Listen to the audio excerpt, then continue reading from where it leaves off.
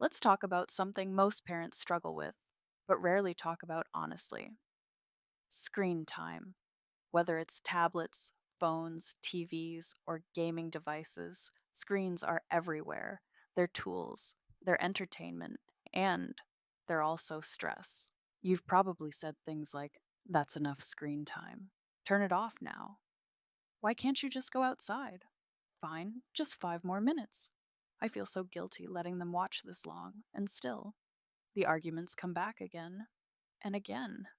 Here's what I want to offer you today: a calm, faith aligned screen time rhythm, one that doesn't rely on yelling, guilt, or timers, one that helps your kids learn limits without the constant battle, and one that brings peace back into your home. The problem: rules without rhythm don't stick. We often set screen rules based on frustration. "That's enough. No more today." You're grounded from it this week. But what we're missing isn't rules, it's rhythm. Because when a rule isn't consistent, calm, and rooted in your values, it feels more like a punishment than a plan. And the truth is, kids don't need control, they need clarity. And we don't need more guilt, we need God led guidance.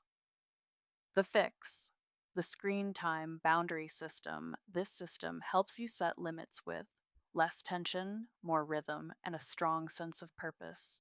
It's not about banning screens, it's about building trust and structure calmly. Here's how it works. 1. Define your why as a family. Ask yourself, why do we want to limit screen time? What values are we protecting? What does too much look like for us? Bring God into this reflection. "Lord, help us create a home that reflects peace, not distraction." You're not just setting limits, you're shaping hearts. This becomes your family anchor, the reason behind the rhythm. 2. Create a screen flow, not just a rule, instead of saying no more than 1 hour. Only after homework. Try building a daily or weekly screen flow. Example: mornings, no screens. After school, 30 minutes screen time. Then outdoor play. Evenings, one show after dinner. Weekends, one movie night. No solo screens after 8 p.m. Post it, talk about it, adjust it together. The structure creates freedom, not tension. 3. Teach self awareness, not just obedience. Instead of constantly saying, "Time's up," teach your child to notice how screens affect them. Try these questions. How does your body feel after 1 hour of YouTube? What else helps you wind down besides screens? Does this game leave you calm or agitated? Help them name what they feel and decide how much is enough. This builds internal limits, not just external ones. Faith based.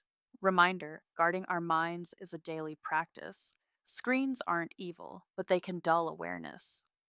As a parent, you're not just protecting attention spans, you're protecting souls. Peace of mind, emotional clarity, mental quiet.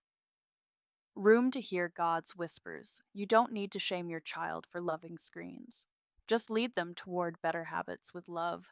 "God, help me set boundaries that protect my home, not just control it." Optional, soft CTA. I've included a free visual screen time planner in the description if that's helpful to your family. Your takeaway today: define your why. Create a flow, not a fight. Build awareness. Lead with calm, not control. Let screens be part of life, not the center. Let your boundaries reflect your peace, not your panic. You've got this.